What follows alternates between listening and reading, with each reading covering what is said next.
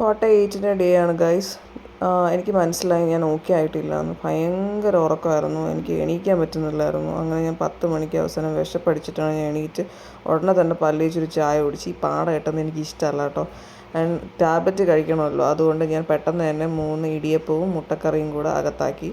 കാരണം ടാബ്ലറ്റ് ടൈമിന് കഴിച്ചില്ലെങ്കിൽ പ്രശ്നമാണ്. അത് കഴിഞ്ഞതിന് ശേഷം വാട്ട് ഐ ഈറ്റിൻ്റെ ഡേ അല്ലേ, അപ്പോൾ ടാബ്ലറ്റ് ഞാൻ കഴിച്ചു, അതുകൊണ്ട് ഞാൻ അതും കൂടെ കാണിക്കുവാണ്. അത് കഴിഞ്ഞൊരു 12 മണിയായപ്പം ഞാനൊരു ആപ്പിളും പൈനാപ്പിളിൻ്റെ ഹാഫുമാണ്, അത് ഞാൻ അത്രയൊന്നും കഴിച്ചില്ല, കുറച്ചേ കഴിച്ചോളൂ. എന്നിട്ട് 1:15 ആയപ്പോൾ ചോറ് കഴിക്കാൻ വേണ്ടി ഞാൻ താഴെ വന്നു. ഇന്ന് ചിക്കൻ കറി ഇല്ല കൈസ്, അതിൽ നിന്നൊരു മോചനം കിട്ടി. രാവിലെ ഇല്ലായിരുന്നു ചിക്കൻ കറി, വളരെ താങ്ക്സ് ടു അമ്മ. പക്ഷേ അതിന് പകരം മീൻ കറിയും തോരനും ചിക്കൻ ഫ്രൈയും ഉണ്ടായിരുന്നു.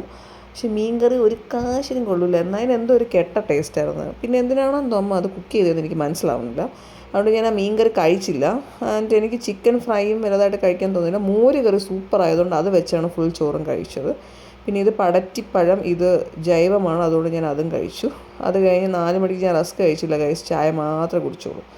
രാത്രി എഗെയിൻ ചിക്കൻ കറി ഗൈസ്. പക്ഷേ രാവിലെയും ഉച്ചയ്ക്കും ഇല്ലാത്തത് കൊണ്ട് അഡ്ജസ്റ്റബിളായിരുന്നു. അതുകൊണ്ട് എനിക്കൊരു പപ്പടം കൂടെ കഴിക്കാൻ തോന്നി. അങ്ങനെ ഞാൻ പപ്പടം കാച്ചാൻ പറഞ്ഞ് നമ്മൾ പപ്പടം കാച്ചി തന്നു. പപ്പടം ഉണ്ടായിരുന്നു വീട്ടിൽ, അതുകൊണ്ടാണ്. അങ്ങനെ ടാബ്ലറ്റും കഴിച്ച് ബായ്.